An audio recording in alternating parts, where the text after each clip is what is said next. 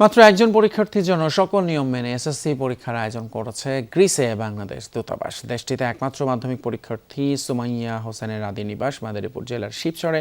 বিদেশে জন্ম এবং বেড়ে ওঠা হলেও দেশের মূলধারার শিক্ষা ব্যবস্থায় আগ্রহ তার। এই কারণেই গ্রিসের স্থানীয় স্কুলে লেখাপড়ার পাশাপাশি অধ্যয়ন করেছেন দূতাবাস স্বীকৃত বাংলা স্কুলেও। গ্রিস থেকে সহকর্মী কামরুজ্জামান ভূঁইয়া ডালিমের পাঠানো তথ্য ও ছবিতে ডেস্ক রিপোর্ট।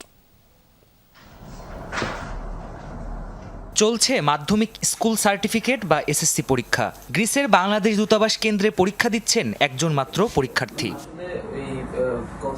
গ্রিসে এসএসসি পরীক্ষায় অংশ নেওয়া এই একমাত্র শিক্ষার্থী সুমাইয়া হোসেন। তার জন্ম ও বেড়ে ওঠা গ্রিসে, কিন্তু লেখাপড়া করেছেন বাংলাদেশের মূলধারার শিক্ষা ব্যবস্থায়। দেশটিতে পাড়ি দিয়ে স্থায়ীভাবে বসবাস শুরু করলেও মেয়েকে বাংলাদেশ দূতাবাস স্বীকৃত বাংলা স্কুল দোয়েল একাডেমিতে পড়িয়েছেন সুমাইয়ার বাবা আলমগীর হোসেন।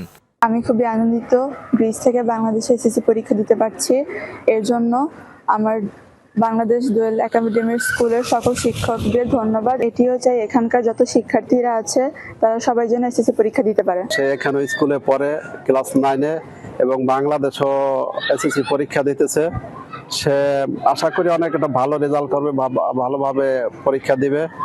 পরীক্ষা গ্রহণের সার্বিক দায়িত্বে আছেন গ্রিসে বাংলাদেশ দূতাবাসের লেবার সচিব মর্জিনা সুলতানা। দূতাবাস থেকে জানানো হয়, প্রবাসে বেড়ে ওঠা বাংলাদেশের শিক্ষার্থীরা যেন দেশের শিক্ষা ব্যবস্থা থেকে বিচ্ছিন্ন হয়ে না পড়ে, সেজন্যই বিশেষ এই ব্যবস্থা গ্রহণ করেছে দূতাবাস।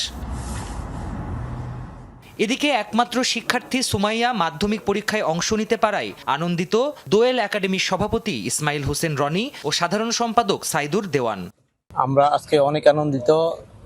পুরা ইউরোপের মধ্যে গ্রিসে এত সুন্দর একটা পরীক্ষা হচ্ছে। আমাদের ছাত্রী খুবই সুন্দরভাবে পরীক্ষা দিতেছে। আগামীতে যদি কোনো ছেলে মেয়ে থাকেন আরো পরীক্ষা দিতে চান, ক্লাস 5 হোক, ক্লাস 8 হোক, ক্লাস এসএসসি হোক, এই দূতাবাসের মাধ্যমে আমরা সেই পরীক্ষাগুলি নিতে পারবো। পরীক্ষার্থী একজন হলেও বাংলাদেশ শিক্ষা বোর্ডের সকল নিয়ম, প্রোটোকল এবং প্রশ্নপত্রের গোপনীয়তা মেনে চলছে বাংলাদেশ দূতাবাস।